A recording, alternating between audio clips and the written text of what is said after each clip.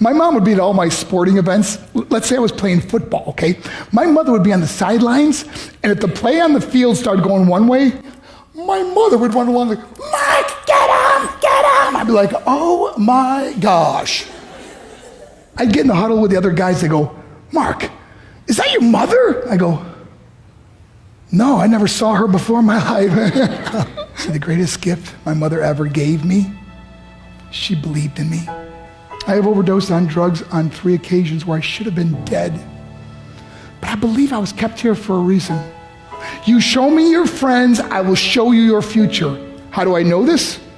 I hung out with losers, and I became the biggest loser of them all because I gave up everything I dreamt about as a little boy because of who I chose to surround myself with.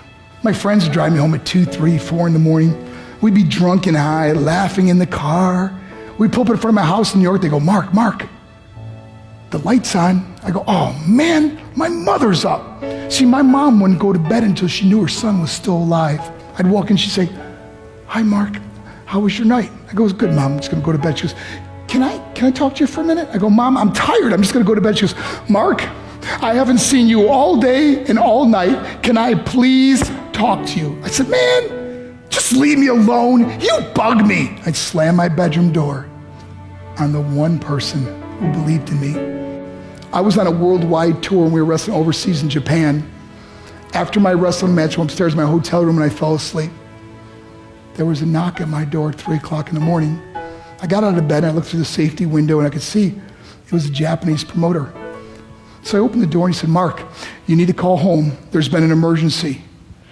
I went and got on the hotel room phone. I called back to the United States and said, hey, what's going on? They said, Mark, I don't know how to tell you this. I said, just tell me what happened. All of a sudden they started crying. They go, Mark, I can't tell you. I said, just say it. They said, Mark, your mother died. I just threw the phone down. I ran out of my hotel room. I took the elevator to the lobby, and when the doors opened up, I just ran out into the street. I mean, there was no cars, there was no people. It was 3 o'clock in the morning. And I walked down the middle of a street in Hiroshima, Japan, and I remember looking up and just saying, Mom, I am so sorry. I flew home for her funeral, and I was so nervous to walk up to her casket, so I just stood way in the back. And I kept looking from a distance, and I kept thinking to myself, Mom, please wake up.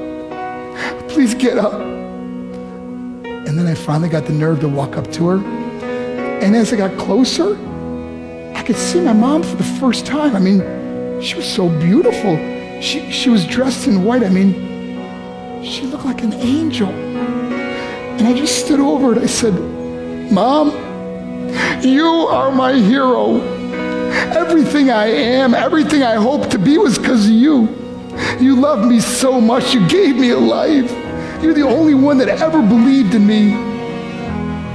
How did I repay her? By getting drunk, by getting high, by getting stupid, by hanging out with losers? For what? All she ever wanted to do was talk to me. I wish I could talk to you now, Mom. I wish you could see what I'm doing. Why couldn't I have been a better son? We are defined by our choices. But if you surround yourself with people involved in drugs and alcohol and pills, it's a dead end. I'm not here to preach to you. I'm here to tell you I lived that life. It leads to broken hearts, broken relationships, broken dreams, and death. For what? To get high? If you have a mother or a father, when you go home, tell them how much you love them. See, my whole life was about being rich and famous. I had to be a millionaire. I had to win the race. I had to win the race at the expense of my marriage, my family, my friends. For what? To be all alone in the world? I learned what is truly important, and that is how precious this gift of life is, and our families, and how quickly it can be taken away. See, I no longer live in time, I live in moments. See, it's not what's in your pocket that matters. It's what's in your heart that truly matters. Love Love is just a word until somebody comes along and gives it meaning. You're the meaning.